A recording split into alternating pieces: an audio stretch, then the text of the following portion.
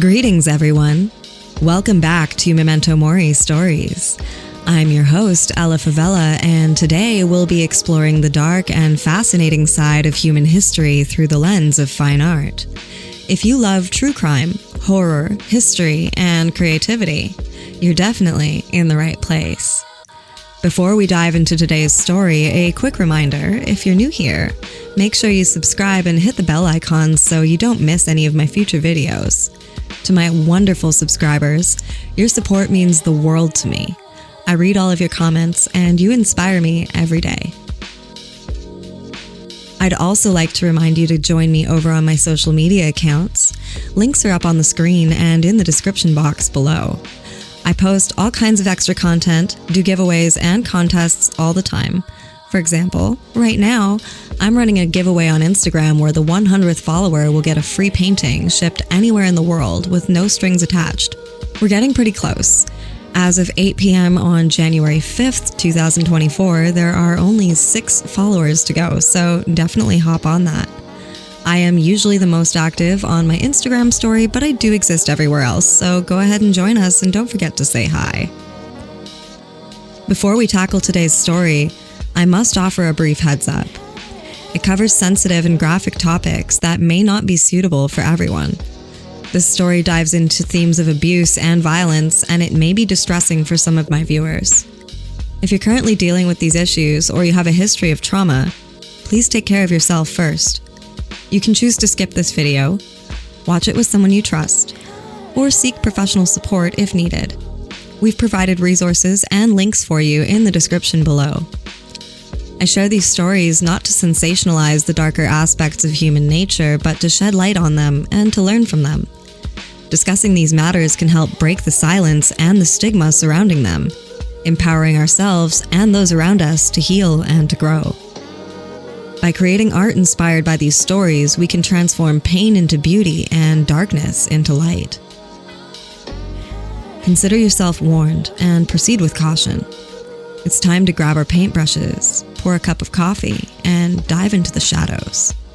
Today, we'll hear the story of Francine Hughes and the unsettling realm of battered woman syndrome. No embellishments, no sensationalism, just a raw look at a pattern that often goes unnoticed.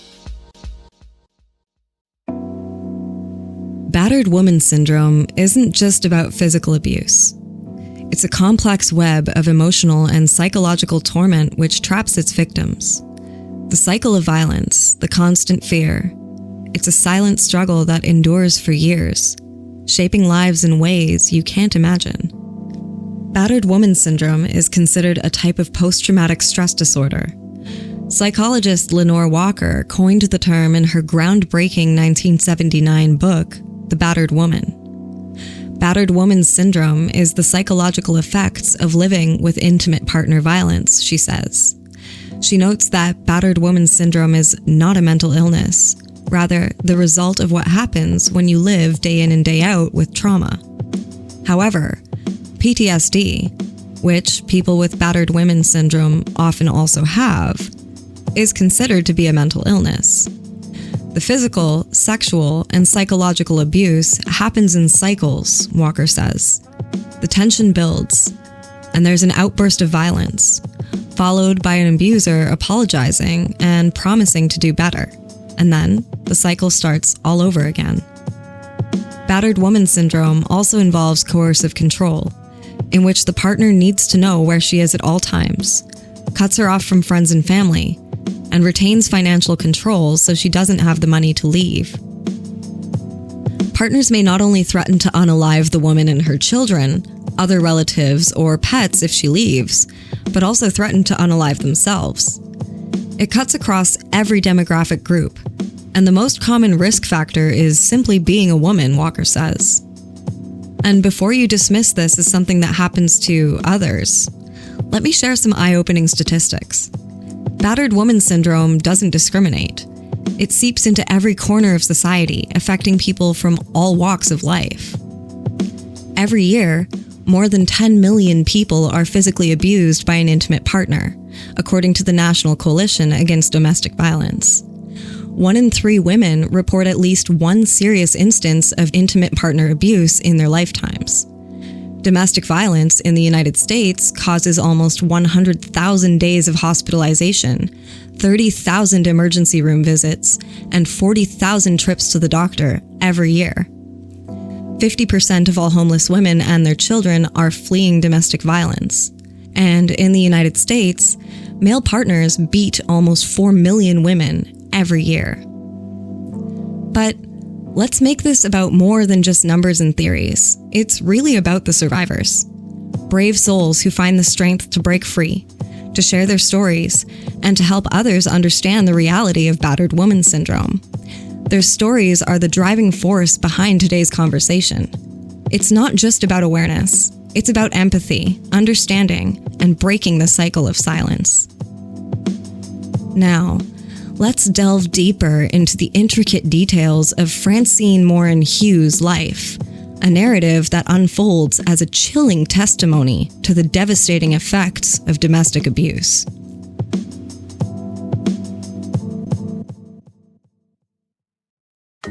Born in 1947 in Dansville, Michigan, Francine's life initially appeared to follow a conventional path.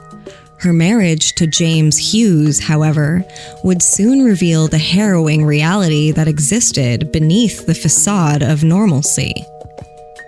The abuse Francine endured transcended the physical realm. It was a relentless cycle of emotional and psychological torment, which left her a mere shadow of the vibrant woman she once was. Behind closed doors, the sanctuary of her home transformed into a prison of fear. The breaking point arrived on March 9, 1977. After enduring years of silent struggling, Francine made a desperate decision. She set fire to her own home with James inside. In that moment, the flames became an agonizing plea for freedom, a desperate attempt to break free from the chains of torment. The fire resulted in the death of James Hughes, and Francine found herself thrust into a legal battle which would become a landmark case. Charged with first-degree murder, her defense argued a concept not widely understood at the time: battered woman syndrome. The courtroom became a stage for a societal reckoning on the pervasive issue of domestic abuse. The defense's argument centered around the long-term psychological impact of sustained abuse, sparking crucial conversations on the need for a more nuanced understanding of the mental toll it can exact. In the end, the jury found Francine not guilty by reason of temporary insanity. The trial, however, was not just about one woman's fate. It was a watershed moment that brought attention to the complexities of domestic abuse and the importance of recognizing the signs before tragedy strikes. But Francine's story didn't end with the trial. It became a catalyst for change. Her case highlighted the inadequacies of the legal system in addressing the intricacies of domestic abuse. Post-trial, Francine's life became a journey of rediscovery. Embracing the opportunity for a new beginning, she became an advocate for victims of abuse, using her own experience to raise awareness and dismantle the stigma surrounding battered woman syndrome. Through her tireless efforts, Francine played a crucial role in shaping the conversation around domestic abuse, pushing for legal reform and encouraging a more compassionate approach to those who've endured the silent suffering that comes with abuse. The impact of Francine's case extended well beyond the legal realm. It fueled the creation of support networks for abuse survivors, providing legal resources and a platform for those who were often silenced. Yet, even as the narrative unfolded in the public eye, Francine faced the challenge of reconciling her past with her present. The scars, both visible and hidden, served as a constant reminder of a very turbulent chapter in her life. As we reflect on Francine Moran Hughes' story, we recognize not just the tragedy, but the resilience of her human spirit.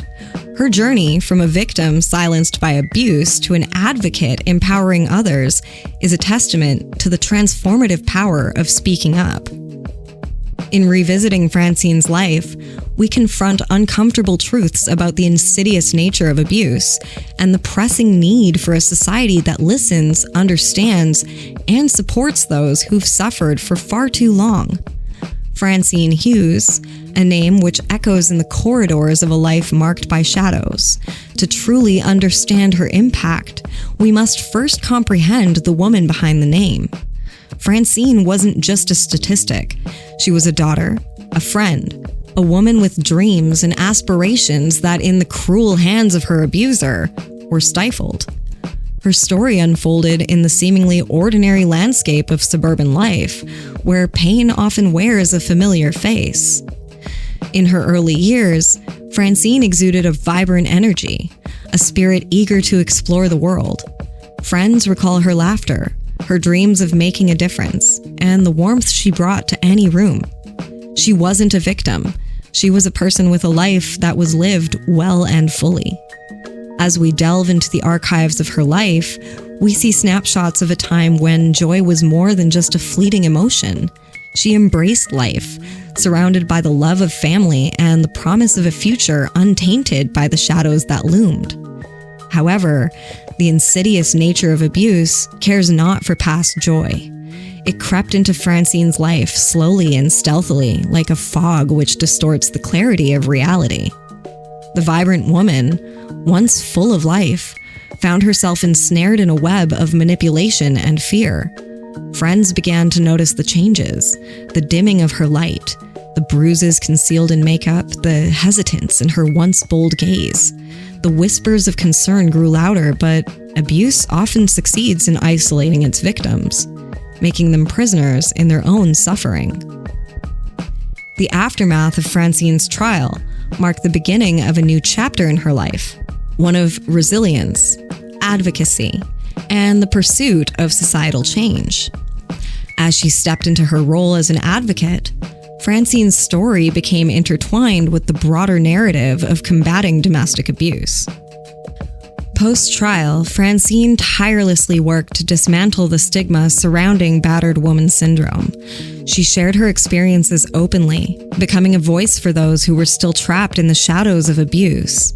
Her courage reverberated through support networks, offering solace to survivors and helping to foster a sense of community. Legal reform became a cornerstone of Francine's advocacy. Her case had exposed gaps in the legal system's ability to comprehend the intricacies of domestic abuse. Francine worked towards fostering a deeper understanding within the legal community, pushing for reforms that would better protect victims and address the nuance of battered woman syndrome. The impact of her advocacy wasn't confined to legal reform alone. She recognized the power of storytelling, of sharing the unfiltered reality of abuse. Through interviews, articles, and public speaking engagements, Francine aimed to shatter the prevailing misconceptions surrounding victims of abuse. In her mission to raise awareness, Francine collaborated with organizations dedicating to combating domestic violence. Together, they developed educational programs, resources, and initiatives to foster a deeper understanding of the signs of abuse and the importance of intervention. Yet, even as Francine became a beacon of hope for many, her personal journey was a complex one. The scars, both physical and emotional, served as a constant reminder of the trauma she had endured. The process of healing was ongoing, a testament to the enduring impact of what she survived. Francine's story exemplifies the transformative power of resilience. As she embraced her role as an advocate, she also delved into her own healing journey. Therapy, support networks, and self-reflection became integral to her process of reclaiming agency over her own narrative. As we reflect on Francine Moran Hughes' life, it's crucial to acknowledge the broader societal impact of her advocacy. The conversation around domestic abuse underwent a profound shift, moving from a hushed topic to a central discourse demanding societal accountability. Francine's legacy endures not just in legal reform and advocacy campaigns, but in the lives she touched, the survivors who found strength in her story, the lawmakers who reconsidered policies, and the communities which began to recognize the urgency of breaking the cycle of violence. As we conclude this chapter, it's a poignant reminder that real change begins with conversation. By sharing stories, dispelling myths, and fostering empathy, we create a world where no one has to endure the silent pain that Francine faced. The story of Francine Hughes is a vivid illustration of how the trauma of abuse doesn't dissipate with one single act of liberation. It lingers. It weaves its way into the very fabric of a survivor's life.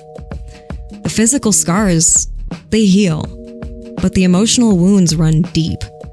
For Francine, myself, and countless others, the aftermath of abuse is a complex tapestry, a mosaic of resilience, healing, and the ongoing struggle to rebuild.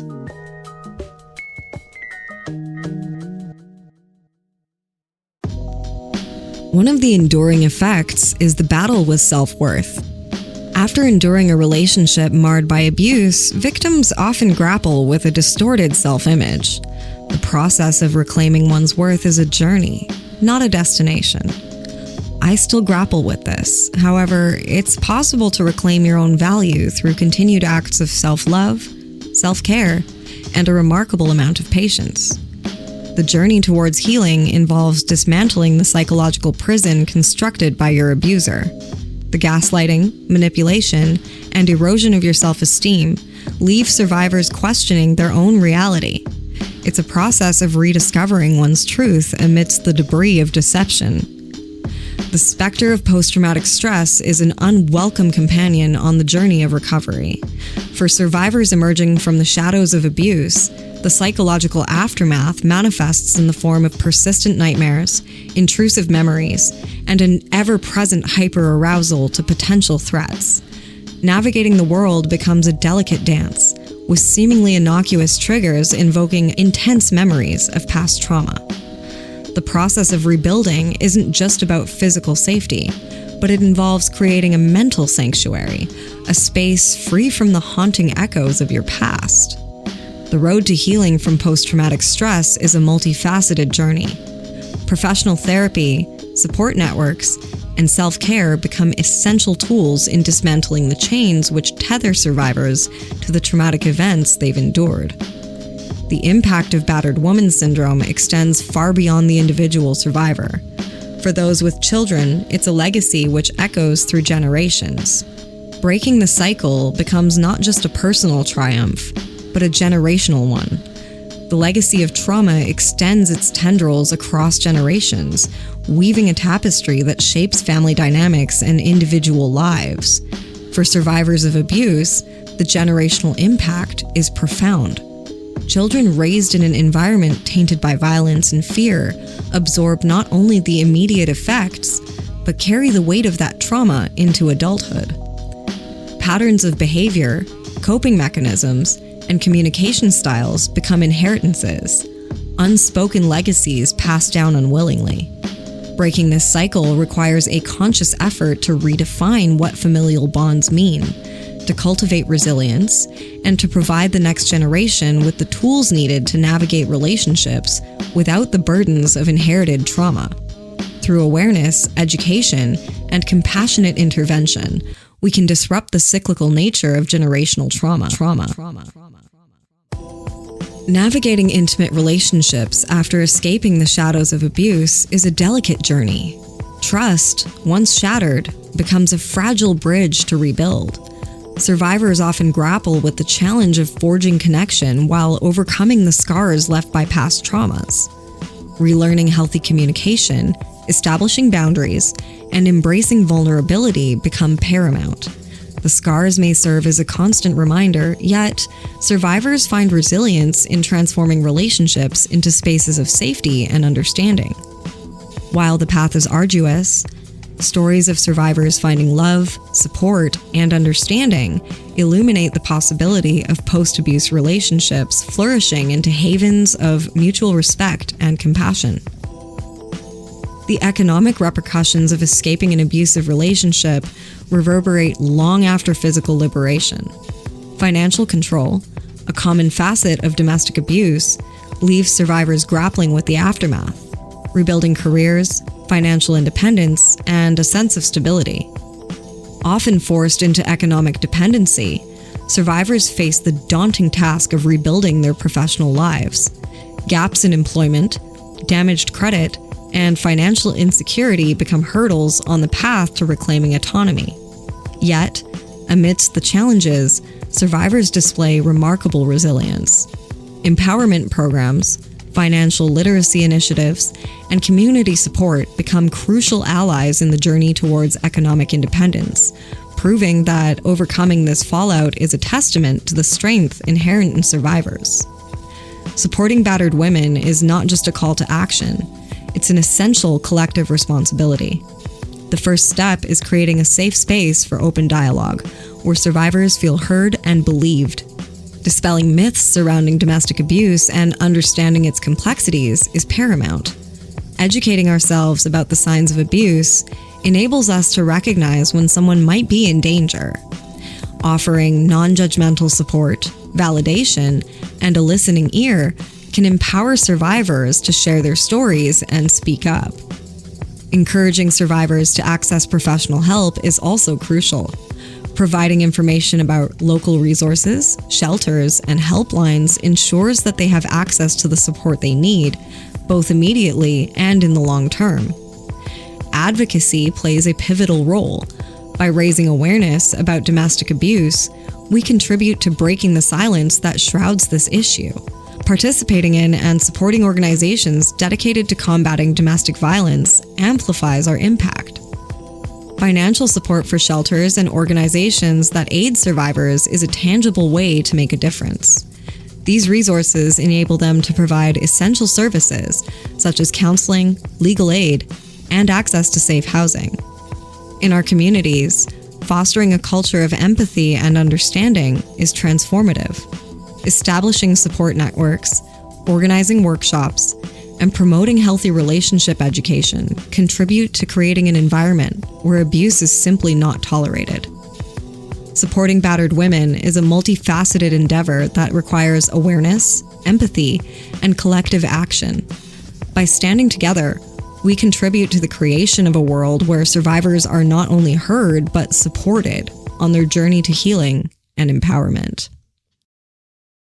The painting I've been working on today is called Malo Mori Quam Foedari, Death Rather Than Dishonour, and it took me about 40 hours to complete. I'm really proud of this one, and I had a ton of fun painting it. It's 9 by 12 inches and composed of watercolor and gouache paint, Posca pen, India ink, and gold foil on 300 GSM 140-pound cold-pressed block. It, as well as many of my other original works, are available for sale, and my books are currently open to custom commissioned work as well. Additionally, I have an incredibly limited number of prints still available for purchase. These are also 9 by 12 inches on archival quality cardstock, and they go for $35 Canadian each or $50 for two. I ship for free across Canada, but I'm happy to ship globally for a nominal fee as well. Please send me an email, hello@stageleftproject.ca, or connect with me through social media if this is something that interests you. Thank you so much for joining us today.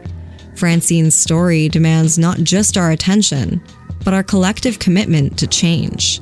If you believe in the power of conversation, in dismantling the silence that shrouds domestic abuse, and in fostering empathy, then I invite you to be a part of the M.M.0.S community.